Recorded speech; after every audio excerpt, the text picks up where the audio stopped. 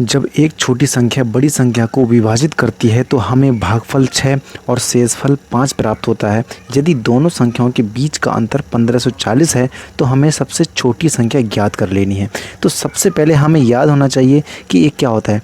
हमारे पास भाज्य बराबर क्या होता है, भाज्य बराबर भाजक।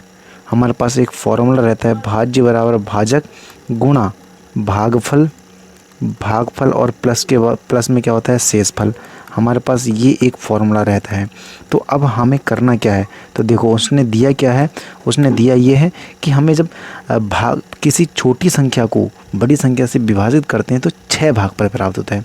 यानी कोई संख्या हमारे पास 6 रही होगी, यानी भागफल कितना मिल रहा है 6। तो हमारे पास भाजक तो हमारे पास x है, भागफल मिल रहा है 6, तो मल्टीप्लाई कर देंगे 6 और प्लस शेषफल में कितना मिल रहा है 5।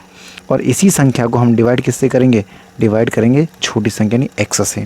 तो ये हमारे पास बड़ी संख्या रह जाएगी, ये छोटी संख्या रह जाएगी। तो इसका हम अनुपात निकाल लेंगे तो क्या हो जाएगा 6x 6s प्लस 5 बराबर 6x प्लस 5 रेशो क्या हो जाएगा x।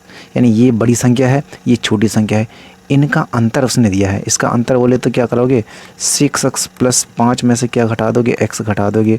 और इसकी वैल्यू कितनी दी है 1540 दी है, 1540। अब हमारे पास करना क्या है, x में से x घटेगा तो 5x बचेगा, कितना x 5x बराबर ये यहाँ प्लस में उधर जाके माइनस में चले जाएगा तो कितना बचेगा 1535। अब इसको तुम काट लोगे तो 5 से कटेगा, 5 सत्तियाँ 15 भाग नहीं जाएगा, 5 सत्ते 35। ये x की वैल्यू आ गई। और हमसे पूछा क्या है, कहता है सबसे छोटी संख्या ज्ञात करना है। और छोटी संख्या हमने x मानी है तो x की वैल्यू कितनी आ गई 307 आ चुकी है। और हमारी राइट आंसर कितना डी राइट आंसर आ जाएगा।